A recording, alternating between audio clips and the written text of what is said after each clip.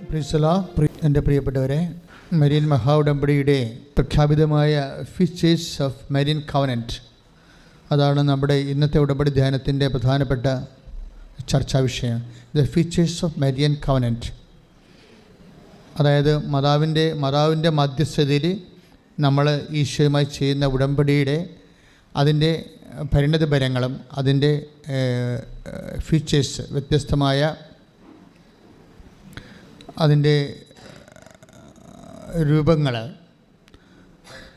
അതിലൊന്ന് നമുക്കറിയാം, time shortening ആണ്.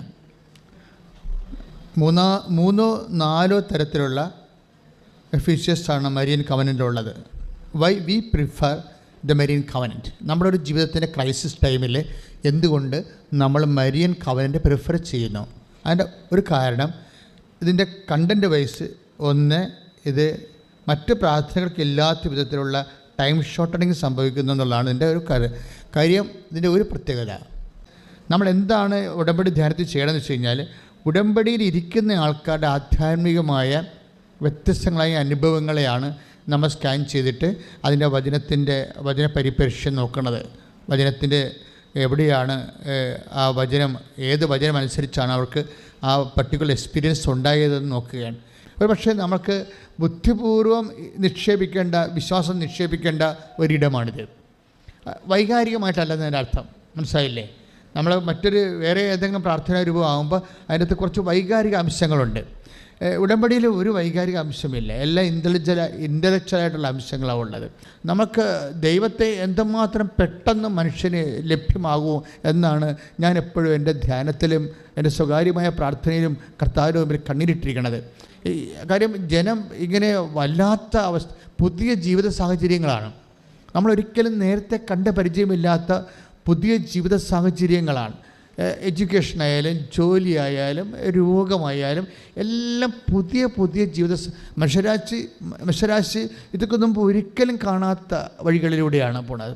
ഈ കാണാത്ത വഴികളിലൂടെ പോകുമ്പോൾ നമുക്കുണ്ടാകുന്ന പ്രത്യാശ, ചിലപ്പോൾ ദൈവം തന്നെയായിരിക്കും നമ്മളെ നടത്തുന്നത്. നീ അറിയാത്ത വഴികളിലൂടെ, ഒരു പുതിയ വഴികളിലൂടെ ഞാൻ നിന്നെ നടത്തുമെന്ന് പറഞ്ഞാൽ നമ്മുടെ ആധ്യാത്മികതയും ഇപ്പോൾ ഒരു പുതിയ വഴികളിലൂടെ പോയിട്ട്. Read the word of God. ഈ വഴിയിലൂടെ ഇതിനു മുൻപ് നിങ്ങൾ പോയിട്ടില്ലാത്തതിനാൽ പോകേണ്ട വഴി അവർ കാണിച്ചു തരും. അതാണ്, ഈ വഴിയിലൂടെ നീ ഇതൊന്നും ഒരിക്കലും പോയിട്ടില്ല. പരമദിവ്യകാരുണ്യത്തിന് നിങ്ങൾ ഓർക്ക് ആരാധന കൂടുമ്പോൾ നമ്മൾ ആരാധനയിലൂടെ പോവുകയാണ്. അപ്പോൾ ഇതിൻ്റെ ഓരോ പ്രകരണങ്ങളെയും വിശ്വാസം കൊണ്ടും പ്രത്യാശ കൊണ്ടും ദൈവസ്നേഹം കൊണ്ടും ഇട്ടിച്ചിരുത്തി പ്രഖ്യാപിക്കണം. അപ്പോഴാണ് ദൈവശക്തി. നമുക്കറിയാം, വിശ്വാസത്തിൻ്റെ ഒരു ആക്ടിവേഷൻ എന്ന് പറയുന്നത് ഒരു പ്രഖ്യാപനമാണ്. വിശ്വാസം ഒരു പ്രാർത്ഥനയല്ല.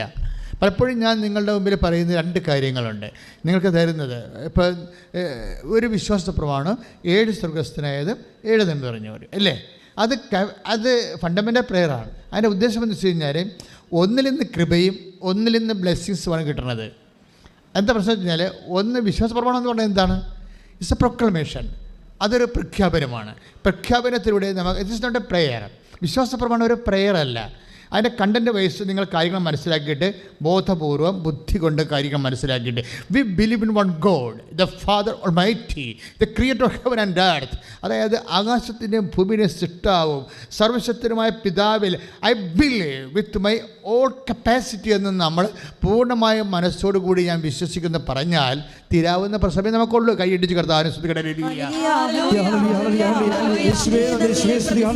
വിശ്വാസ പ്രമാണം ചെല്ലുമ്പോൾ എപ്പോഴും ഇപ്പോൾ ചിലരൊക്കെ പറയത്തില്ല, ഞങ്ങൾ ഇപ്പോൾ ഒത്തിരിയേറെ സാക്ഷ്യങ്ങൾ ആ രീതി വരുന്നുണ്ട്.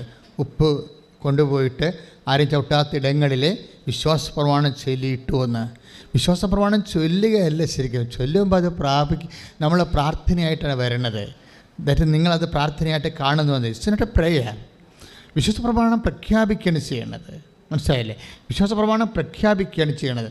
ദാറ്റ് മീൻസ് വിശ്വാസ പ്രമാണത്തിൻ്റെ ഓരോ കാര്യങ്ങളും നമ്മൾ വിശ്വസിച്ചിട്ട് എന്താണ്, യേശു കർത്താവാണെന്ന് അധരം കൊണ്ട് ഏറ്റുപറയുന്നു. അതാണ് വിഷയം. അധരം കൊണ്ട് ഏറ്റുപറയുന്നത് ഒരു പ്രഖ്യാപനമാണ്. അത് വിശ്വാസ പ്രമാണമാകുമ്പോൾ പ്രഖ്യാപനമാകും. സ്വർഗസ്നായ പിതാവ് പ്രാർത്ഥനയാകുമ്പോൾ അത് പ്രാർത്ഥനയായിട്ട് വരും. രണ്ട് ഇഫക്റ്റാണ്. വിശ്വാസ പ്രമാണത്തിൽ നമുക്ക് ശക്തിയാണ് ലഭിക്കുന്നത്. മനസ്സിലായില്ലേ? ഇത് നമ്മൾ തിരിച്ചറിയണം. വിശ്വാസ പ്രമാണത്തിൽ നിന്നാണ് നമ്മൾ ഇതിൻ്റെ അകത്ത് ഡിറൈവ് ചെയ്യണത് പവർ ഓഫ് ഗോഡാണ്. അപ്പോൾ നിങ്ങൾ ബലഹീനമായിരിക്കുന്ന സാഹചര്യങ്ങളിൽ പ്രാർത്ഥിക്കേണ്ടത് വിശ്വാസ പ്രമാണമാണ്. മനസ്സിലായില്ലേ? വ്യത്യാസമുണ്ട്. അപ്പോൾ നിങ്ങൾ ഇരുട്ടിലൂടെ പോകുന്നു, ഒറ്റയ്ക്ക് പോകുന്നു, നിങ്ങൾ അപ്പോൾ പ്രാർത്ഥിക്കേണ്ടത് എന്താണ്? വിശ്വാസ പ്രമാണം പ്രാർത്ഥിക്കേണ്ടത്. കാര്യം എല്ലാ പവർ യേശു കർത്താവാണെന്ന് അധരം കൊണ്ട് പ്രഖ്യാപിക്കുന്നവൻ്റെ ബൃഹത്തായ ഫോമാണ് വിശ്വാസ പ്രമാണം. ഇത് പ്രഖ്യാപിക്കാൻ വി വിൽ ബി അൺപവേർഡ്. നമ്മൾ ഉടനെ ശക്തി ധരിക്കുകയാണ് ചെയ്യണത്. ഒന്ന് പ്രാർത്ഥിച്ച മക്കളെ. കർത്താവായ ദൈവമേ, വിശ്വാസ പ്രമാണത്തിലുള്ള ആന്തരിക വിശ്വാസം വെളിപാട് സത്യങ്ങളെ വിശ്വസിക്കാനുള്ള അർത്ഥമറിഞ്ഞ് പ്രഖ്യാപിക്കാനുള്ള അരൂപിയാൽ എന്നെ അഭിഷേകം ചെയ്യണം.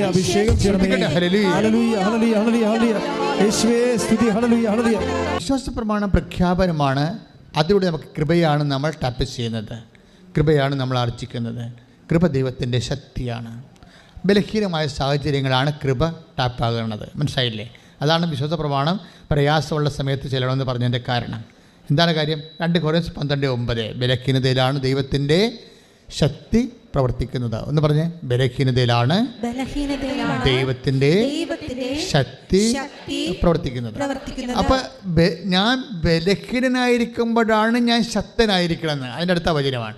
അപ്പോൾ ബലഹീനനാകുന്ന സാഹചര്യങ്ങളുണ്ട്. മനുഷ്യൻ്റെ ജീവിതത്തിൻ്റെ ഏറ്റവും ബലം അങ്ങ് പോണ സാഹചര്യങ്ങളുണ്ട് ഇല്ലേ? ബലം പോകുന്ന സാഹചര്യങ്ങളില്ലേ? ഇപ്പം ജപ്തി നടപടി, പെട്ടെന്ന് ഒരു ജപ്തി നടപടി വന്നെന്ന് വിചാരിച്ചു, അല്ലെങ്കിൽ നിങ്ങൾക്ക് എന്തെങ്കിലും തരത്തിലൊരു മെഡിക്കൽ പ്രോബ്ലം ഉണ്ടായെന്ന് വിചാരിച്ചു, പെട്ടെന്ന് നിങ്ങൾ ബലഹീനമായി പോകും. പക്ഷേ ആ സമയത്ത് ഓട്ടോമാറ്റിക്കലായിട്ട് വിശ്വാസ പ്രമാണം വരണം. മനസ്സിലായില്ലേ? ഓട്ടോമാറ്റിക്കായിട്ട് വരണം. ഇപ്പോൾ നിങ്ങളുടെ കുഞ്ഞിന് സിക്കാണ്, ഇപ്പോൾ കണ്ട കുഞ്ഞിന് സിക്കാണെന്ന് പറഞ്ഞപ്പോൾ ഇപ്പോഴത്തെ മനുഷ്യൻ്റെയൊക്കെ അവസ്ഥ എന്താണെന്ന് വെച്ച് കഴിഞ്ഞാൽ ഈ പ്രത്യക്ഷീകരണ പ്രാർത്ഥന എല്ലാവരുടെ മനസ്സിലും ഇങ്ങനെ 10,000 മനുഷ്യരുടെ മനസ്സിൽ പ്രത്യക്ഷീകരണ പ്രാർത്ഥന കിടക്കുകയാണ്. അതുകൊണ്ട് ഐസിയുവിലും വെന്റിലേറ്ററിനൊക്കെ ഇരുന്നതിൻ്റെ അതിൻ്റെ അരികിൽ ഇരുന്നുകൊണ്ടൊക്കെ ഈ പ്രത്യക്ഷ പ്രാർത്ഥന ചെല്ലണ മനുഷ്യരുടെ അനുഭവങ്ങൾ എല്ലാ ദിവസവും നമുക്ക് എല്ലാ ദിവസവും കേൾക്കുന്നുണ്ട്, എല്ലാ ദിവസവും എന്നൊക്കെ കേൾക്കുന്നുണ്ട്. ദാറ്റ് മീൻസ് പ്രത്യക്ഷീകരണ പ്രാർത്ഥനയുടെ ഭാഗം തന്നെയായിട്ടാണ് അതിനെ ഊട്ടി ഉറപ്പിക്കേണ്ട രീതിയിലാണ് വിശ്വാസ പ്രമാണം തിരിച്ച് അതിൻ്റെ കൂടെ ഘടിപ്പിച്ചിരിക്കുന്നത്. അപ്പോൾ നമ്മുടെ എല്ലാം കാൽക്കുലേറ്റഡ് പ്രേയേഴ്സാണ് എല്ലാം വരണത്. അല്ല എന്തെങ്കിലും ഒരു പ്രാർത്ഥന 100,000 പ്രാർത്ഥന വീട്ടിലുള്ളപ്പോൾ പുസ്തകങ്ങളുള്ളപ്പോൾ അതിൻ്റെ അകത്തൊരു പ്രാർത്ഥന അങ്ങനെയല്ല. പ്രാർത്ഥന ചെല്ലുമ്പോൾ ഓരോ സമയത്തും ഓരോ വിഷയത്തിനും എന്താണ് ഉപയോഗിക്കേണ്ടതിനെക്കുറിച്ച് നമുക്കൊരു ഐഡിയ ഉണ്ടാകണം. ഇപ്പോൾ നമ്മൾ സ്വർഗ്ഗസ്ഥനായ പിതാവ് നന്മ നിറഞ്ഞവരെ ചെല്ലുന്നു. അതെന്താണ്? അത് ശക്തിയേക്കാളുപരി ബ്ലെസ്സിങ്സാണ് നമുക്ക് തരണത്. കൺസലേഷൻസ് ഉണ്ടാവും അതിൻ്റെ അകത്ത്, ബ്ലെസ്സിങ്സിൻ്റെ ആശ്വാസങ്ങളും അനുഗ്രഹങ്ങളും. ഈ സ്വർഗ്ഗസ്ഥനായ പിതാവ് എന്ന പ്രാർത്ഥന ചെല്ലുമ്പോൾ സ്വർഗ്ഗസ്ഥനായ പിതാവിനെ കുറിച്ച് പറയാതിരിക്കണം നല്ലത്. എന്തെല്ലാമാണ് അതിൽ നിന്ന് കിട്ടണമെന്ന് നമുക്ക് ഒരു പിടിയില്ല. കാര്യം മനുഷ്യനെ അനുഭവിക്കുന്ന ഏറ്റവും വലിയ പ്രശ്നം എന്താണ്? പ്രലോഭനമല്ലേ? പ്രലോഭനം എന്ന് പറയുമ്പോൾ നിങ്ങൾ ഓർക്കും ഇത് ജഡികമായ എന്തെങ്കിലും സംഭവമാണെന്ന്. അല്ലല്ലോ. പ്രലോഭനം സാമ്പത്തികമാകാം, പ്രലോഭനം അധികാരമാകാം, പ്രലോഭനം സ്ഥാനങ്ങൾക്കാകാം, പ്രലോഭനം എന്തിനെക്കുറിച്ചുമാകാം. നമുക്ക് നല്ലത് നമ്മളെ തോന്നിപ്പിക്കുന്ന എല്ലാ സാഹചര്യങ്ങളും, തോന്നിപ്പിക്കുന്ന നമുക്ക് നല്ലത് നമ്മളെ തോന്നിപ്പിക്കുന്ന എല്ലാ സാഹചര്യങ്ങളും പ്രലോഭനമാണ്. പക്ഷേ പല ആൾക്കാരും ക്ലേശങ്ങളും പീഡകളും അനുഭവിക്കുന്നത് അവരകപ്പെട്ടു പോയ ഈ പ്രലോഭനത്തിൻ്റെ വെളിച്ചത്തിലാണ്. ഓരോ സാഹചര്യത്തിൽ ചാടണതേ. ഇപ്പം നോട്ട് ഇരട്ടിപ്പിക്കുന്ന വിഷയമായാലും ശരി, ഇപ്പം നമുക്ക് ദൈവത്തെ അങ്ങോട്ട് സൈലൻസ് ചെയ്യണമെങ്കിൽ നമുക്ക് ഒത്തിരിയേറെ പ്രശ്നങ്ങളാണ് പിന്നെ വരുന്നത്. കാര്യം ദൈവത്തെ നമുക്ക് ഓപ്ഷനാണല്ല. ദൈവത്തെ ആശ്രയിക്കുക അല്ലെങ്കിൽ ലോകത്തെ ആശ്രയിക്കുക എന്നുള്ള ഓപ്ഷനിലാണ് നിൽക്കുന്നത്. ഈ ഓപ്ഷനിൽ നിൽക്കുമ്പോൾ ദൈവത്തെ അങ്ങ് സൈലൻസ് ചെയ്യും. കാര്യം ദൈവമായിട്ട് മുന്നോട്ട് പോയാൽ എല്ലായിടത്തും കൂടി പോകാൻ പറ്റത്തില്ല എന്ന് വിചാരിച്ചുകൊണ്ട് ചില സ്ഥലത്ത് ചെല്ലുമ്പോൾ ദൈവത്തിൻ്റെ കയ്യിൽ നിന്ന് വിട്ടുകളയും. അപ്പോൾ പിന്നെ അവർ കള്ളക്കണക്ക് എഴുതുക, തോന്നിവാസം എഴുതുകയൊക്കെ ചെയ്യും. ഓരോ കാര്യങ്ങളൊക്കെ അവർ ചെയ്യും.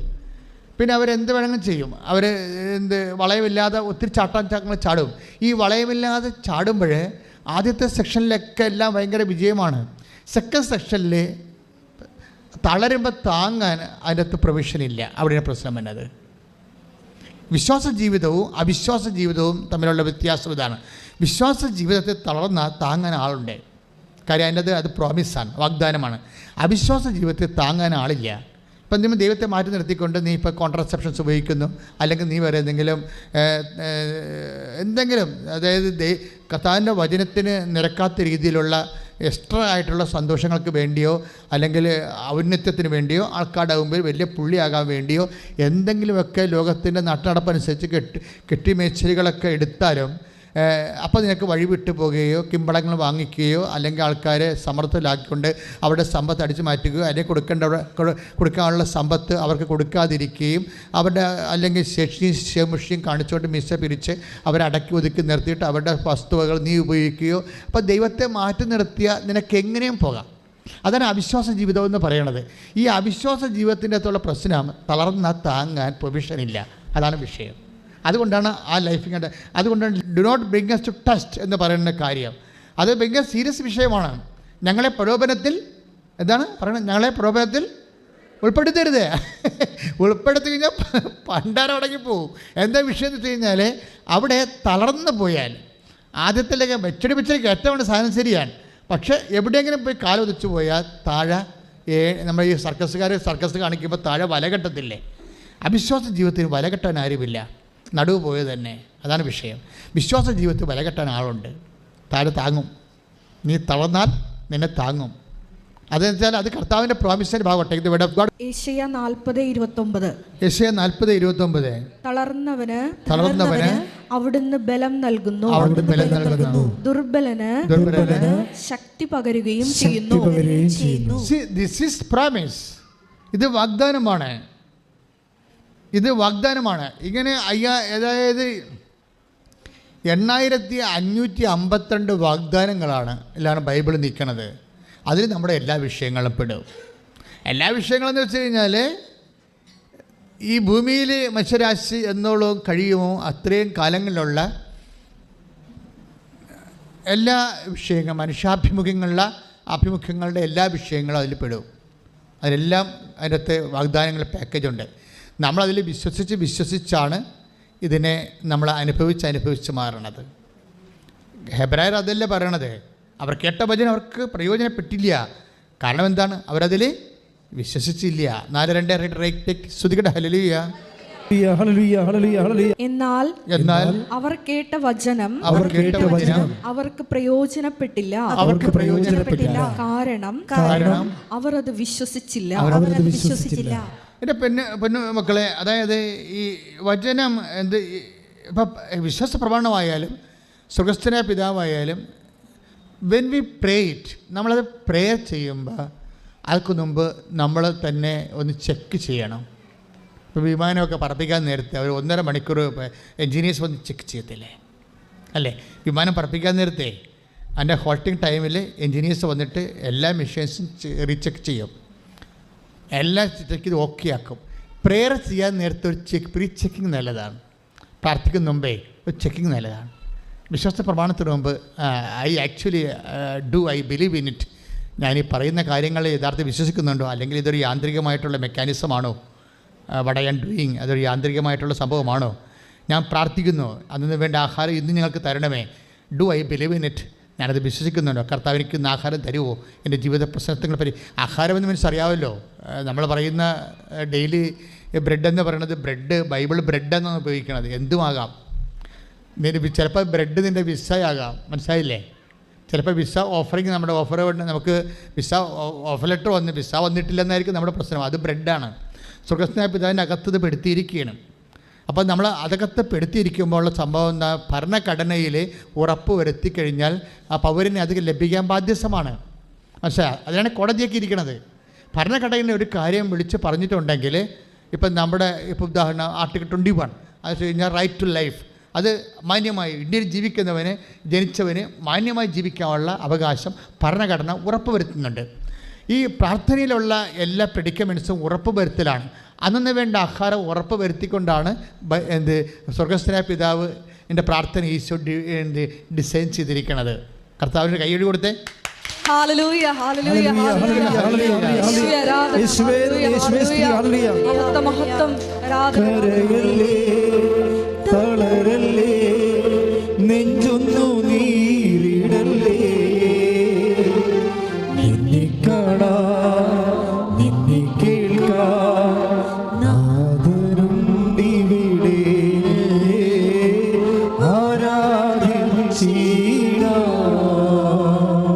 അപ്പോൾ ഇതിന് നമ്മൾ അന്നു വേണ്ട ആഹാരം ഡെയിലി ബ്രെഡ് ഉറപ്പ് വരുത്തുന്നുണ്ട്. അതൊരു പ്രഖ്യാപനമല്ല, പ്രാർത്ഥനയാണ്. പ്രാർത്ഥനയിലൂടെ ലഭിക്കുന്നത് ബ്ലെസ്സിങ്സാണ്. വിശ്വാസപ്രമാണം പ്രഖ്യാപനമാണ്, അതിലൂടെ ലഭിക്കുന്നത് കൃപയാണ്. അതായത് കൃപ ശക്തിയാണ്. ബലഹീനമായ സാഹചര്യങ്ങളിലാണ് അത് അനുവർത്തിക്കേണ്ടത്. ക്ലിയർ അല്ലേ? പോയിൻ്റ് ക്ലിയർ അല്ലേ? അപ്പോൾ നമ്മൾ ഓരോ കാര്യം ചെയ്യുമ്പോഴും, പ്രത്യേകിച്ച് ഉടമ്പടിയോട് ബന്ധപ്പെട്ട കാര്യങ്ങളെല്ലാം മാത്തമാറ്റിക്കലായിട്ട് ഒരു ബൈബിൾ ഗണിതപ്രകാരം പോകുന്ന കാര്യങ്ങളാണ്. അതായത് അതിൻ്റെ A+2 2+2 എന്ന് വെച്ചാൽ 4 ആണ്. ആ രീതിയിലാണ് അത് പോണത്. അതുകൊണ്ട് തന്നെ നിങ്ങൾ ഇൻ്റലിജൻ്റ് ആയിട്ടുള്ള ഒരു അപ്രോച്ചാണ് ഇതിന് വേണ്ടി വരുന്നത്. ഇപ്പോൾ എന്നാ പറഞ്ഞിരിക്കുന്നത്? ഭരണഘടനയിലെ അവകാശം, പൗരൻ്റെ അവകാശം ഉൾപ്പെടുത്തിയിരിക്കുന്ന പോലെയാണ് സ്വർഗീയ പൗരനാണ് നമ്മൾ. നമ്മുടെ പൗരത്വം സ്വർഗത്തിലാണ്. Take the word of God. സ്തുതിക്കട്ടെ. ഹല്ലേലൂയ. എന്നാൽ നമ്മുടെ പൗരത്വം സ്വർഗത്തിലാണ്.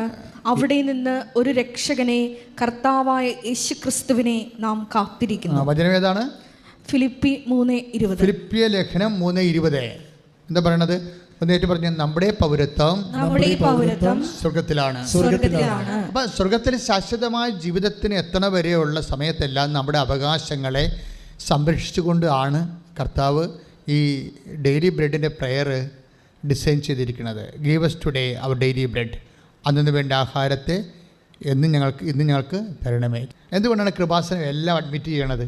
മനുഷ്യന്മാരുടെ മുഴുവൻ ആവശ്യങ്ങൾ നിത്യതയെക്കുറിച്ച് പറയുമ്പോൾ തന്നെ മനുഷ്യന്മാരുടെ A to Z കാര്യങ്ങൾ എന്തുകൊണ്ട് അഡ്രസ്സ് ചെയ്യണത്? കർത്താവ് അഡ്രസ്സ് ചെയ്തുകൊണ്ടാണ്. Give us today our daily bread. അന്നു വേണ്ട ആഹാരം ഇന്ന് ഞങ്ങൾക്ക് തരണമേ. കൈയടിച്ച് കർത്താവ്. ഒരു ചതിക്കുഴിയുണ്ട്, അത് നമ്മൾ ശ്രദ്ധിക്കണം. വഴികളിൽ പോകുമ്പോൾ ചില ആൾക്കാർ ഈ ഡെയിലി ബ്രെഡിൽ മാത്രം സ്റ്റിക്ക് ഓൺ ചെയ്യും. അതാണ് ഇതിൻ്റെ അകത്തൊരു അബദ്ധങ്ങൾ മനസ്സിലായില്ല. കുറച്ച് കഴിയുമ്പോൾ കർത്താവ് പറയും, ഓർഡർ തമ്മാവ് അറിയാത്ത. എന്താ കാര്യം വെച്ച് കഴിഞ്ഞാൽ, നിങ്ങൾ ഈ വയറ്റിപ്പഴപ്പിന് വേണ്ടി മാത്രമാണ് ദൈവത്തെ അന്വേഷിക്കണമെങ്കിൽ ദൈവം 2 സംഭവമാണ് പറഞ്ഞത്: ഭാഗ്യവും ഹതഭാഗ്യവും. ഭാഗ്യവും അധഭാഗ്യവും. എല്ലാ തലമുറകളും എന്നെ ഭാഗ്യവതി എന്ന് കീർത്തിക്കുമെന്ന് അമ്മ പറയും. പക്ഷേ ഹതഭാഗ്യമെന്നും സംഭവമുണ്ട്, ഭാഗ്യക്കേട്. ഭാഗ്യക്കേടെന്ന് പറയണത് 15:19. ഒന്ന് കുറഞ്ഞ സ്തുതിക്കട്ടെ. Hallelujah. Take the word of God. സ്തുതിക്കട്ടെ. ഹല്ലേലൂയ. 15:19. ഒന്ന് 15:19. ഈ ജീവിതത്തിന് വേണ്ടി മാത്രം. അത് പറഞ്ഞ ഈ ജീവിതത്തിന് വേണ്ടി മാത്രമാണ്. ഈ ജീവിതത്തിന് വേണ്ടി മാത്രമാണ് ക്രിസ്തുവിൽ പ്രത്യാശ വച്ചിട്ടുള്ളവരാണെങ്കിൽ നമ്മൾ എല്ലാ മനുഷ്യരെയും നിർഭാഗ്യരാണ്. മനസ്സിലായില്ലേ? ഇപ്പം ഭാഗ്യമുണ്ട്, സുവിശേഷത്തിൻ്റെ ഭാഗ്യങ്ങളുണ്ട്. അത് ദൈവാരൂപി ജീവിക്കുന്നവർക്ക് ഭാഗ്യങ്ങൾ ലഭിച്ചുകൊണ്ടിരിക്കാം. അത് അതിൻ്റെ മുഴുവൻ സാകല്യമായിട്ടാണ് മരിയൻ ബ്ലെസ്സഡ്നെസ് വരണത്. അമ്മ പറയണത് ഈ തലമുറ മാത്രമല്ല, എല്ലാ തലമുറകളും എന്നെ ഭാഗ്യവതി എന്ന് കീർത്തിക്കും. പക്ഷേ ഇതിനകത്ത് ദൗർഭാഗ്യം വരാനുള്ള സാധ്യതയുണ്ട്. അതെന്താ കാര്യം? വയറ്റിപ്പഴപ്പിന് വേണ്ടി മാത്രം ദൈവത്തെ ആശ്രയിച്ച കുഴപ്പമാണ്, ദൗർഭാഗ്യം വരും. അത് ഭയങ്കര സീരിയസ് ആണ്. ഒന്ന് കുറച്ച് 15:19. ഈ ജീവിതത്തിന് വേണ്ടി മാത്രം പറഞ്ഞ ഈ ജീവിതത്തിന് വേണ്ടി മാത്രം ക്രിസ്തുവിൽ പ്രത്യാശ വച്ചിട്ടുള്ളവരാണെങ്കിൽ നമ്മൾ എല്ലാ മനുഷ്യരെയും നിർഭാഗ്യരാണ്. അപ്പോഴെന്താ നമ്മൾ യേശുക്രിസ്തു പ്രത്യാശ അർപ്പിക്കണത്? ഈ ജീവിതത്തിന് വേണ്ടി മാത്രമല്ല, പിന്നെന്താണ്? നിത്യതയ്ക്ക് വേണ്ടി കൂടിയാണ്. അതുകൊണ്ട് എന്താ സംഭവിക്കണമെന്ന് വെച്ച് കഴിഞ്ഞാൽ, നിത്യതയ്ക്കുള്ള നിക്ഷേപങ്ങൾ വേണം. നിത്യതയുടെ നിക്ഷേപങ്ങൾ. ഞാൻ എപ്പോഴും എൻ്റെ സഹോദരനോട് പറയണത്, എൻ്റെ മക്കളെ, എന്തെങ്കിലും പ്രാർത്ഥന ഞാൻ നിങ്ങളോട് പറയാമോ? രഹസ്യമാണ്, പറയാമോ എന്ന് എനിക്കറിയത്തില്ല. എൻ്റെ മനസ്സിലിരിപ്പാണ്, ഗുണമാണോ ദോഷമാണോ എന്നറിയത്തില്ല. എന്ത് സംഭവം എന്നറിയാമോ? എൻ്റെ മനസ്സിലിരിപ്പ് എപ്പോഴും പറയണത്, ഒരു 10 കാര്യം ദൈവത്തോട് നമ്മൾ ചോദിച്ചാൽ 5 കാര്യം കിട്ടരുതെന്നുള്ള ആഗ്രഹക്കാരനാണ് ഞാൻ. നിങ്ങളിത് പറഞ്ഞാൽ നിങ്ങളോടൊപ്പം എടുക്കത്തില്ല. പക്ഷേ എൻ്റെ മനസ്സിരിപ്പ് ഇതാണ്. എന്താ കാര്യം വെച്ച് കഴിഞ്ഞാൽ, 10 കാര്യം നമ്മൾ ദൈവത്തോട് ചോദിച്ചാൽ 5 കാര്യം കിട്ടരുത്. എന്താ കാര്യം എന്നറിയാമോ? കിട്ടാത്ത കാര്യങ്ങൾ നിങ്ങൾക്ക് തോന്നണുണ്ടോ? ഈശോ എന്താ പറഞ്ഞിരിക്കണത്? ചോദിക്കുമ്പോൾ നിങ്ങൾക്ക് ലഭിക്കും. അതാണ് പ്രശ്നം. Take the word of God. സ്തുതിക്കട്ടെ. ഹല്ലേലൂയ. യേശുവേ ആരാധന, ആരാധന, ആരാധന. യേശുവേ നന്ദി, യേശുവേ സ്തുതി. Hallelujah, hallelujah. ലൂക്ക 11:9. ലൂക്ക 11:9. ചോദിക്കുവിൻ നിങ്ങൾക്ക് ലഭിക്കും. ചോദിക്കുവിൻ നിങ്ങൾക്ക് ലഭിക്കും. നിങ്ങൾക്ക് ലഭിക്കും. നിങ്ങൾക്ക് ലഭിക്കും. അന്വേഷിക്കുവിൻ, നിങ്ങൾ കണ്ടെത്തും. അന്വേഷിക്കുവിൻ, നിങ്ങൾ കണ്ടെത്തും. മുട്ടുവിൻ, നിങ്ങൾക്ക് തുറന്നു കിട്ടും. മുട്ടുവിൻ, നിങ്ങൾക്ക് തുറന്നു കിട്ടും. അപ്പം മുട്ടുവിൻ നിങ്ങൾക്ക് തുറന്നു കിട്ടുമെന്ന് പറഞ്ഞില്ലേ? അപ്പോഴേ ഇതെപ്പോഴാണ് തുറക്കണത്, എവിടെയാണ് തുറക്കണമെന്ന് ഈശോ പറഞ്ഞിട്ടില്ല. ചോദ്യം നിങ്ങൾക്ക് ലഭിക്കും, പക്ഷേ എപ്പോഴാണ് ലഭിക്കുക എന്ന് ഈശോ പറഞ്ഞിട്ടില്ല. ചില കാര്യങ്ങൾ ഇവിടെ ലഭിച്ചില്ലെങ്കിൽ എവിടെയെങ്കിലും ലഭിക്കാനുള്ള സാധ്യതയുണ്ടെന്നാണ് ഈശോ പറഞ്ഞിരിക്കുന്നത്. കൈയിടിച്ച് കർത്താവിനെ സ്തുതിഹല്ലേലൂയ. ബെനഡിക്ട് മാർപ്പാപ്പയെ യാത്രയാക്കി നിൽക്കുന്ന സഭയാണ് ഇപ്പോൾ ഉള്ളത്. ബെനഡിക്ട് മാർപ്പാപ്പയെ നിത്യഭവനത്തിലേക്ക് നമ്മൾ യാത്രയാക്കി അല്ലേ? എനിക്കാണെങ്കിൽ ആ ദിവസങ്ങളിലൊക്കെ ഭയങ്കര സന്തോഷമായിരുന്നു. സന്തോഷം എന്ന് വെച്ച് കഴിഞ്ഞാൽ ഈ മനുഷ്യനോട് എനിക്ക് ഭയങ്കര മാനസികമായിട്ട് അടുപ്പമുള്ള ആളായിരുന്നു. ഞാൻ കണ്ടിട്ടില്ല, കേട്ടിട്ടുമില്ല, പക്ഷേ ഇയാളെ ഫോളോ ചെയ്തിട്ടുണ്ട്. രഹസ്യമായി ഈ മനുഷ്യനെ ഞാൻ ഫോളോ ചെയ്യുന്നുണ്ടായിരുന്നു. എന്നും ഈ മനുഷ്യന് വേണ്ടി പ്രാർത്ഥിക്കുന്നുണ്ടായിരുന്നു. പാപ്പ രാജിവെച്ചതിനോട് എനിക്ക് ഒരിക്കലും അന്ന് മരിക്കണവരെ ഉൾക്കൊള്ളാൻ പറ്റാവുന്ന ഒരാളാണ്. എന്ന് വെച്ച് കഴിഞ്ഞാൽ സത്യം എന്താണ്, നീതി എന്താണ്, അത് ഒരു കോംപ്രമൈസും ഇല്ലാതെ ഒരു മീഡിയയുടെ മുമ്പിലും ഒരിക്കലും തോക്കാതെ നിന്നൊരു മനുഷ്യനാണ് ഈ ബെനഡിക്ട് മാർപ്പാപ്പ. ബെനഡിക്ട് മാർപ്പാപ്പ ഇപ്പോൾ വല്ലാതെ ഞാൻ അനുസ്മരിച്ചു പോയതാണ്. എന്ന് വെച്ച് കഴിഞ്ഞാൽ അദ്ദേഹം ആ വിശുദ്ധനായ മനുഷ്യൻ കിടക്കുമ്പോൾ എൻ്റെ മനസ്സിൽ വരുന്ന ചിന്ത, പാപ്പ ദൈവത്തോട് ഏറ്റവും അടുത്ത ആളാണ്, സത്യത്തെ തൊട്ടൊരു മനുഷ്യനാണ്. ഈ സത്യത്തെ തൊട്ടൊരാൾ ഇനി കർത്താവിലേക്ക് പോകുമ്പോൾ ഇങ്ങയുടെ ആസ്തി എന്താ? ബെനഡിക്ട് മാർപ്പാപ്പ ദൈവത്തോട് ചോദിച്ചിട്ടുള്ള പല കാര്യങ്ങളിലും എന്തെങ്കിലും കാര്യങ്ങൾ ദൈവം ബെനഡിക്ട് മാർപ്പാപ്പയുടെ ജീവിതകാലത്ത് ആ പ്രാർത്ഥനയ്ക്ക് ഉത്തരമായിട്ട് കൊടുത്തിട്ടില്ലെങ്കിൽ ആ കൊടുക്കാത്ത കാര്യങ്ങൾ കൊടുക്കാനുള്ള സമയമാർത്തിലേക്കാണ് പോണത്. മനസ്സിലായില്ലേ? എന്താ വചനം എന്താണ്? ചോദിക്കുക നിങ്ങൾക്ക് ലഭിക്കും. സമയം പറഞ്ഞിട്ടില്ല. ഇവിടെ ലഭിക്കാത്ത എല്ലാ വിഷയങ്ങൾക്കും കർത്താവിന്, അതായത് ഇവിടെ ലഭിക്കുന്നതിൻ്റെ പേര് ബ്ലെസ്സിങ്സ് എന്നാണ്, ഇവിടെ ലഭിക്കാത്തതിൻ്റെ പേര് കൃപയെന്നാണ്. നിങ്ങളെപ്പോഴും അഡ്രസ്സ് ചെയ്യേണ്ടത് ലഭിക്കാത്ത പ്രാർത്ഥനയെ ഓർത്ത് വിശ്വാസമില്ലാത്തവർ ദൈവത്തിന് അകന്നു പോവുകയാണ് ചെയ്യണത്. പക്ഷേ ലഭിക്കാത്ത പ്രാർത്ഥനയുടെ സത്യങ്ങൾ അറിഞ്ഞാൽ അത് കൃപയാണെന്ന് നമുക്ക് ലഭിക്കാൻ പോകുന്നത്, അത് നിത്യതയും നമുക്ക് അവകാശമോഹര്യമാക്കുന്ന ഒരു നിക്ഷേപമാണെന്ന് മനസ്സിലാക്കി കഴിഞ്ഞാൽ നമ്മൾ നമുക്ക് ലഭിക്കാത്ത പ്രാർത്ഥനയെ ഓർത്ത് നമ്മൾ ദൈവത്തോട് അടുക്കുകയുള്ളൂ. അപ്പോഴേ എന്താ പ്രശ്നം വെച്ച് കഴിഞ്ഞാൽ ഇക്കാര്യങ്ങളിലെല്ലാം വചനത്തിൻ്റെ സത്യാവസ്ഥകളെ ആഴമായി മനസ്സിലാക്കിയാണ് മനുഷ്യൻ അവൻ്റെ ജീവിതാനുഭവങ്ങളോട് പ്രതികരിക്കുന്നത്. പ്രത്യേകിച്ച് ഉത്തരവാദിത്തപ്പെട്ടൊരു പ്രതികരണമാണ് ഉടമ്പടിക്കാലത്ത് നമ്മൾക്കുണ്ടാവുന്നത്. എല്ലാവരെയും അങ്ങനെയാണ് പ്രാർത്ഥിക്കുക. കർത്താവായ ദൈവമേ, വചനത്തോട് ഉത്തരവാദിത്തപ്പെട്ട ഒരു പുതിയ സമീപനം ഞങ്ങൾക്ക് നൽകണമേ. സ്വസ്ത്രം, യേശുവേ നന്ദി. എൻ്റെ പ്രിയപ്പെട്ടവരെ, കുറേ കാലം മുമ്പ് എനിക്കാണ് ഒരു വർഷമായി കാണും, ഞാൻ എപ്പോഴും പറയും ടൈം ഷോർട്ടണിങ് എന്ന് പറയും. അപ്പോൾ എനിക്ക് തന്നെ ഒരു ജാള്യത ഉള്ളിൽ തോന്നും. കാര്യം ടൈം ഷോർട്ടണിങ് എന്ന് പരിശുദ്ധാത്മാവ് പറയുന്നതനുസരിച്ച് ഞാൻ പറയും ഉടമ്പടിയുടെ ഒരു ഇഫക്റ്റ് സമയച്ചുരുക്കമാണ്.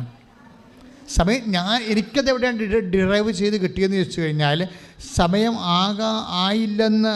ആയിട്ടില്ലെന്ന് ഈശോ പറയുമ്പോൾ മരിയൻ മീഡിയേഷനിലാണ് അമ്മ സമയച്ചുരുക്കം ഉണ്ടാക്കുന്നത്. അവൻ പറയണ പോലെ ചെയ്യാൻ പറയുമ്പോൾ, അവൻ പറയണ പോലെ ചെയ്ത് കഴിയുമ്പോൾ ആകാത്ത സമയം ആക്കിയെടുക്കാൻ കഴിയുമെന്നുള്ള വേദപുസ്തകത്തിൻ്റെ ശക്തമായ വെളിപാടിൽ നിന്നാണ് ഞാൻ ടൈം ഷോർട്ടണിങ് കണ്ടുപിടിച്ചതാണോ പരിശുദ്ധാത്മാവ് എന്നെ ചൂണ്ടിക്കാണിച്ചതാണെന്ന് ഇപ്പോഴും ഉറപ്പില്ല. പക്ഷേ എനിക്ക് മനസ്സിലാകുന്ന കാര്യം ഇതൊരു സത്യമാണ്. എന്താണ് സത്യം? There is a phenomena of time shortening in covenant prayer. ഉടമ്പടി പ്രാർത്ഥനയിൽ സമയച്ചുരുക്കത്തിൻ്റെ ഒരു പ്രതിഭാസമുണ്ട്. ഉടമ്പടി പ്രാർത്ഥന നീ ദൈവമായിട്ട് ഉടമ്പടി ചെയ്തിരിക്കുന്ന വിഷയമാണ്. അവിടെ നിനക്ക് ടൈം ഷോർട്ടണിങ് വേണമെന്നുണ്ടെങ്കിൽ ടൈമാണല്ലോ വില്ലൻ. എല്ലാത്തിൻ്റെയും വില്ലൻ ടൈമാണ് അല്ലേ? എല്ലാം ടൈം മാറിപ്പോയാൽ നമ്മുടെ ജീവിതം തന്നെ മാറിപ്പോകും. അപ്പോൾ ഇപ്പം നമ്മുടെ സമയ ഘടികാരം നെഞ്ചിൽ ചാർത്തിയാണ് പരിശുദ്ധ അമ്മ 2004 പ്രത്യക്ഷപ്പെട്ടത്. അപ്പോൾ സമയം കൃപാസന ശുശ്രൂഷകളുടെ അടിസ്ഥാനമായ പ്രമേയമാണ് സമയം. ഇത് വാഗ്ദാനങ്ങളുടെ പ്രൊവിഷൻ ഉള്ളതാണ്. തിരഞ്ഞെടുക്കപ്പെട്ടവർക്ക് ഓർത്തുകൊണ്ട് സമയം ചുരുക്കിത്തരുമെന്ന്. Read it. 13:20 മർക്കോസ് 13:20. കർത്താവ് ആ ദിവസങ്ങൾ ചുരുക്കിയില്ലായിരുന്നെങ്കിൽ, കർത്താവ് ആ ദിവസങ്ങൾ ചുരുക്കിയില്ലായിരുന്നെങ്കിൽ ഒരുവനും രക്ഷപ്പെടുകയില്ലായിരുന്നു. എന്നാൽ തിരഞ്ഞെടുക്കപ്പെട്ടവർക്ക് വേണ്ടി അവിടുന്ന് ആ ദിവസങ്ങൾ ചുരുക്കി. കൈയടിച്ച് കർത്താവിനെ സ്തുതിക്കട്ടെ. നമ്മൾ കണ്ടുകൊണ്ടിരുന്നത് ഈ ടൈം ഷോർട്ടണിങ് എന്നുള്ള എങ്ങനെയാണ് അത് സുവിശേഷ വിഹിതമാകുന്നതെന്നാണ്. ബൈബിളിലെ പ്രധാനപ്പെട്ട ഒരു വിഭാവനയാണ്. അതായത് തിരഞ്ഞെടുക്കപ്പെട്ടവരെ. ഈശോ തന്നെ പറയും, നിങ്ങൾ എന്നെ തിരഞ്ഞെടുക്കുകയല്ല. 15-16 വായിക്കുക, യോഹന്നാൻ്റെ സുവിശേഷം. ശ്രുതികട്ടെ. യോഹന്നാൻ 15:16. നിങ്ങൾ എന്നെ തിരഞ്ഞെടുക്കുകയല്ല. പറഞ്ഞ നിങ്ങൾ എന്നെ തിരഞ്ഞെടുക്കുകയല്ല, ഞാൻ നിങ്ങളെ തിരഞ്ഞെടുക്കുകയാണ് ചെയ്തത്. അപ്പോൾ തിരഞ്ഞെടുപ്പുണ്ട്. അത് നമ്മൾ ദൈവത്തെ തിരഞ്ഞെടുക്കുകയല്ല, പിന്നെന്താ ചെയ്യണത്? ദൈവം നമ്മളെ തിരഞ്ഞെടുക്കുകയാണ്. അപ്പോൾ ദൈവം നമ്മളെ തിരഞ്ഞെടുക്കുകയാണെന്ന് ചെയ്തിരിക്കണം എന്നുള്ളത് ഇപ്പം നിങ്ങൾക്ക് വിശ്വാസമില്ലേ? അതുകൊണ്ടല്ലേ നിങ്ങൾ ഈ വെളുപ്പാങ്കാലത്ത് ഇവിടെ എത്തിയത് അല്ലേ? അപ്പോൾ ദൈവം നിങ്ങളെ ഈ വിശ്വാസം കൊണ്ട് തന്നെയാണ് തിരഞ്ഞെടുപ്പ് തീരുമാനിക്കുന്നത്. യേശുക്രിസ്തുവിലുള്ള വിശ്വാസം കൊണ്ട് തന്നെയാണ്. അത് പിന്നെ ഏറെയും കുറഞ്ഞിരിക്കുമല്ലേ ആൾക്കാർക്ക്. അത് കൂടി വരും, ചിലപ്പോൾ കുറഞ്ഞു പോകും. അത് ആൾക്കാർ അവരോട് നൽകപ്പെട്ടിരിക്കുന്ന കാലത്തോട് വിശ്വാസവിഹിതമായിട്ട് പ്രതികരിക്കുന്നതനുസരിച്ചുള്ള മെറിറ്റാണ് അതിൻ്റെ അകത്തുള്ളത്. ചിലർക്ക് വിശ്വാസം കൂടിക്കൊണ്ടേയിരിക്കും. ഇപ്പോൾ എന്താ വിഷയം എന്ന് പറഞ്ഞത്? ഒരു കാര്യം വ്യക്തമാണ്, ആർക്കും ദൈവത്തെ തിരഞ്ഞെടുക്കാൻ പറ്റത്തില്ല. പിന്നെന്താണ്? അതാണ് യോഹന്നാൻ 15:16. നിങ്ങൾ എന്നെ തിരഞ്ഞെടുക്കുകയല്ല. പറഞ്ഞേ, നിങ്ങൾ എന്നെ തിരഞ്ഞെടുക്കുകയല്ല, ഞാൻ നിങ്ങളെ തിരഞ്ഞെടുക്കുകയാണ്, ചെയ്തത്. ഇത് എപ്പോഴും മനസ്സിലാക്കണം. നിങ്ങൾക്ക് വിശ്വാസം ഉണ്ടെങ്കിൽ കർത്താവ് നിങ്ങളുടെ മനസ്സ് നിങ്ങളോട് പറയണം, എന്നെ ദൈവം തിരഞ്ഞെടുത്തതാണ് വിശ്വാസം വഴി. മനസ്സിലായില്ലേ? വിശ്വാസം വഴി ദൈവം എന്നെ തിരഞ്ഞെടുത്തതാണ്. ചിലപ്പോൾ വിശ്വാസമുള്ള കുടുംബത്തിൽ ജനിച്ച ആളല്ലായിരിക്കും ചിലപ്പോൾ നീ, പക്ഷേ ഇപ്പം നീ ഇവിടെയുണ്ട്. അപ്പോൾ ദൈവം നിന്നെ തിരഞ്ഞെടുത്തു. കൈയടിച്ച് കർത്താവ്. ഇപ്പം നിങ്ങൾ എന്നെ തിരഞ്ഞെടുക്കുകയല്ല, ഞാൻ നിങ്ങളെ തിരഞ്ഞെടുക്കുകയാണ് ചെയ്തതെന്ന് പറയുമ്പോൾ ദൈവമാണ് തിരഞ്ഞെടുത്തത്. തിരഞ്ഞെടുപ്പിൻ്റെ കാരണം എന്താണ്? അവൻ നമ്മളെ ഇഷ്ടപ്പെടുന്നു. എന്തെങ്കിലും ഒരു പ്രത്യേക ക്വാളിറ്റി ഉണ്ടാകും നിങ്ങളിൽ. അതാണ് വിഷയം. നിങ്ങളിൽ എന്തോ ഒരു ക്വാളിറ്റി ഉണ്ട് ദൈവത്തിന് ഇഷ്ടപ്പെട്ട. ചിലർ ബ്യൂട്ടി സ്പോട്ട് എന്നൊക്കെ പറയത്തില്ലേ? നിങ്ങളുടെ ആത്മാവിന് എന്തോ ഒരു ബ്യൂട്ടി സ്പോട്ട് ദൈവത്തിന് ഇഷ്ടപ്പെട്ടതുണ്ട്. അത് ഇഷ്ടപ്പെട്ടിട്ടാണ് ദൈവം നിങ്ങളെ തിരഞ്ഞെടുത്തിരിക്കുന്നത്. വ്യക്തമാണ് വചനം 15:16. നിങ്ങൾ എന്നെ തിരഞ്ഞെടുക്കുകയല്ല, ഞാൻ നിങ്ങളെ തിരഞ്ഞെടുക്കുകയാണ് ചെയ്തത്. വ്യക്തമാണ് വചനം. മർക്കോസ് 13:13. എന്താണ്? അവിടുന്ന് തനിക്ക് ഇഷ്ടപ്പെട്ടവരെ തൻ്റെ അടുക്കിലേക്ക് വിളിച്ചു. അപ്പോൾ അടുക്കിലേക്ക് വിളിച്ചിട്ടുള്ള എല്ലാവരും ദൈവത്തിന് ഇഷ്ടപ്പെട്ടതാണ്. ദൈവത്തിന് ഇഷ്ടപ്പെട്ടത് കൊണ്ടാണ് ദൈവം തിരഞ്ഞെടുത്തിരിക്കുന്നത്. അപ്പോൾ ഇനിയിപ്പോൾ നമ്മുടെ മുമ്പിലുള്ള ഒരു ബാധ്യത എന്ന് പറഞ്ഞാൽ എന്താണ്? വിളിയും തിരഞ്ഞെടുപ്പും ഉറപ്പിക്കണം. അതാണ് നമ്മുടെ മുമ്പിലുള്ള ബാധ്യത. എന്താ? ദൈവത്തെ ഇഷ്ടപ്പെട്ടു, ദൈവം തിരിഞ്ഞു എടുത്തു, ദൈവം നമ്മളെ വിളിച്ചു. ഇനി നമ്മുടെ മുമ്പിലുള്ള ബാധ്യത എന്താണ്? 2 പത്രോസ് 1:10. ശ്രുതികട്ടെ. ഹല്ലേലൂയ. 2 പത്രോസ് 1:10. ആകയാൽ സഹോദരരെ, പറഞ്ഞേ, ആകയാൽ സഹോദരങ്ങളെ, നിങ്ങളുടെ വിളിയും തിരഞ്ഞെടുപ്പും ഉറപ്പിക്കുന്നതിൽ കൂടുതൽ ഉത്സാഹമുള്ളവരായിരിക്കുവിൻ. ഇങ്ങനെ ചെയ്താൽ ഒരിക്കലും നിങ്ങൾ വീണു പോവുകയില്ല. അപ്പോൾ ഇത് എപ്പോഴും ഇങ്ങനെ ഉറപ്പിക്കേണ്ടി വരും. വിളിക്കുമല്ലോ കുഴപ്പം. ഒരിക്കൽ വിളിച്ചു കഴിഞ്ഞാൽ തിരഞ്ഞെടുത്തു കഴിഞ്ഞാൽ എന്നേക്കാട്ട് ഉറച്ചെന്ന് നിങ്ങൾ ധരിക്കരുത്. ഇടയ്ക്കിടയ്ക്ക് ഇങ്ങനെ വിളി ആടിക്കൊണ്ടിരിക്കും. കാരണം നമ്മുടെ വിഷയങ്ങളൊക്കെ ഇടയ്ക്കൊക്കെ ചിലപ്പോൾ നമ്മൾ വിചാരിക്കുന്ന പോലെ നടന്നില്ലെന്ന് വരും. അതാണ് വിഷയം.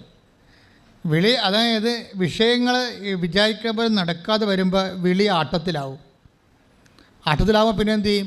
വിശ്വാസം കൊണ്ട് നമ്മളതിനെ ഉറപ്പിച്ചുകൊണ്ടേ ഇരിക്കണം. ചില സമയത്ത് നമ്മൾ വിചാരിക്കുന്ന ഒരു കാര്യം നടക്കാതെ വരും. ചില നടക്കാത്ത കാര്യങ്ങളോ ദൈവം ഇക്കാലങ്ങളിൽ നിങ്ങൾക്ക് തരാൻ ഉദ്ദേശിക്കാത്ത കാര്യങ്ങളോ ആണ് നമ്മൾ ചോദിച്ചതെങ്കിൽ അതിന് ചില സമയത്ത് കിട്ടാതെ വരും. നിങ്ങൾ വിചാരിക്കരുത് എന്നും കൊന്നും പ്രാർത്ഥിച്ച് കർത്താവിൻ്റെ അടുത്ത് ഇരിക്കാനാണ് വിളിക്കണമെന്ന് വിചാരിക്കരുത്. അവിടെയാണ് വിഷയം വന്നത്. കർത്താവ് അടുത്തേക്ക് നമ്മളെ വിശ്വാസം കൊണ്ട് വിളിക്കുമ്പോൾ എപ്പോഴും നമ്മളെ അടുത്തുനിന്ന് പറഞ്ഞു വിടാൻ വേണ്ടിയാണ് വിളിക്കണത്. മനസ്സിലായില്ലേ? നമ്മൾ അടുത്തേക്ക് വിളിക്കുമ്പോൾ എന്തിനാണ് വിളിക്കുന്നത്? അതായത് അവരെ പറഞ്ഞു വിടാൻ വേണ്ടിയാണ്. എങ്ങോട്ട് പറഞ്ഞു വിടണം? വിശ്വാസ കൈമാറ്റത്തിന് മറ്റുള്ളവരുടെ അടുത്തേക്ക് പറഞ്ഞു വിടണം. ഈ ഉടമ്പടി ഇത്രയും കത്താൻ കാര്യം എന്താണ്? വിശ്വാസ കൈമാറ്റം ശക്തമായ രീതിയിൽ നടക്കുകയല്ലേ അല്ലേ? യേശു അവളെ വിളിച്ചു. പറഞ്ഞു, യേശു അവളെ വിളിച്ചു. യേശു അവളെ വിളിച്ചു. മറിയം. അവൾ തിരിഞ്ഞ് റബ്ബോനി എന്ന് ഹെബ്രായ ഭാഷയിൽ വിളിച്ചു. ഗുരു എന്നർത്ഥം. യേശു പറഞ്ഞു, നീ എന്നെ തടഞ്ഞു നിർത്താതിരിക്കുക. എന്തെന്നാൽ ഞാൻ പിതാവിന്റെ അടുത്തേക്ക് ഇതുവരെയും കയറിയിട്ടില്ല. നീ എന്റെ സഹോദരന്മാരുടെ അടുത്ത് ചെന്ന്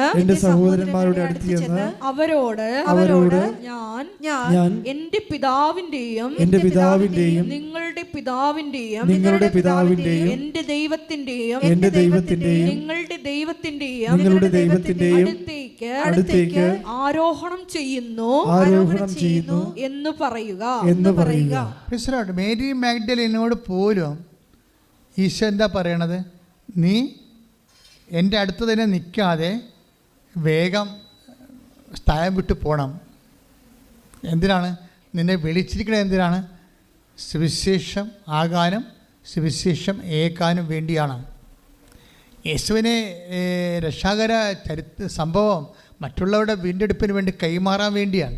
അത് നിങ്ങളെ മിഷനിലേക്ക്, ഇപ്പം നിങ്ങളിങ്ങനെ കരഞ്ഞും കൂപ്പി എപ്പോഴും എൻ്റെ കടമേ, എൻ്റെ രോഗമേ, എൻ്റെ ജീവിതമേ. ഇപ്പം എനിക്ക് തന്നെയാണെങ്കിൽ എന്തുമാത്രം ഡിസീസുണ്ട്.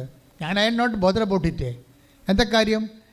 ഞാൻ ഇതിനു വേണ്ടി പ്രത്യേകിച്ച് കർത്താവിൻ്റെ തിരുസേന സൗഖ്യത്തിന് വേണ്ടി പ്രാർത്ഥിക്കുക ചെയ്തിട്ടില്ല. എന്താ കാര്യം വെച്ച് കഴിഞ്ഞാൽ ഇപ്പം തുടങ്ങിയല്ല. എന്നെ സംബന്ധിച്ചിടത്തോളം ഞാൻ ശുശ്രൂഷ തുടങ്ങിയ കാലം മുതലേ ഉള്ള സംഭവം ശുശ്രൂഷയുടെ ഭാഗമാണ്. അതായത് ഈ വൂണ്ടഡ് ഹീലർ എന്ന് പറയും. ബൈബിളിൽ അറിയാവുന്നവർക്ക് അതിൻ്റെ അർത്ഥം മനസ്സിലാകും. അതായത് നമുക്ക് മറ്റുള്ളവരെ സുഖപ്പെടുത്തുന്നതിന് മുമ്പ് നമ്മൾ മുറിയണം. കർത്താവ് അവൻ്റെ മുറിവിലാണല്ലോ നമുക്ക് സൗഖ്യമെന്ന് പറയത്തില്ലേ?